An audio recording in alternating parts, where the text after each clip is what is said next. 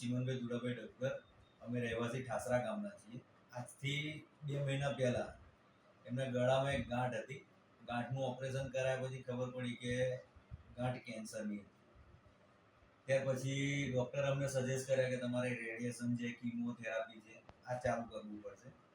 એક રેડિયેશન લીધા પછી એમને થોડીક તકલીફ થઈ, એ ખાવામાં તકલીફ થઈ, બોલવામાં તકલીફ થઈ. ત્યાર પછી અમે રેડિયેશન થેરાપી બંધ કરીને અમને કેન્સર હિલર સેન્ટરનું એડ્રેસ મળ્યું, નામ મળ્યું.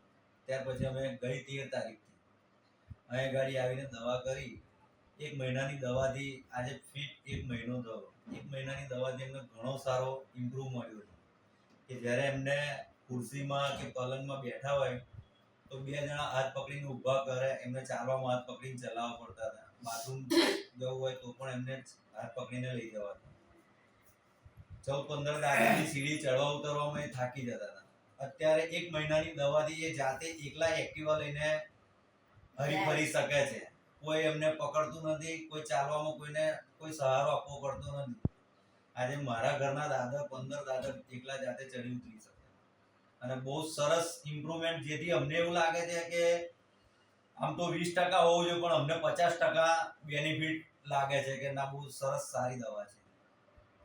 તમે કઈ બોલવા માંગો છો ચિમનભાઈ? હવે તમારે કઈ બોલવું હોય તો એ કહીએ જ. મારા તો દવાથી બેન ઘણો આરામ છે અને મારાથી ખવાય છે. જે ખવાતો તો ખોરાક જો એના કરતાં વધારે ખોરાક ખવાય છે બેન.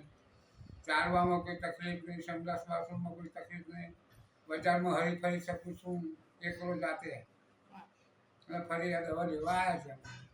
ઓકે, સારું લાગ્યું એટલે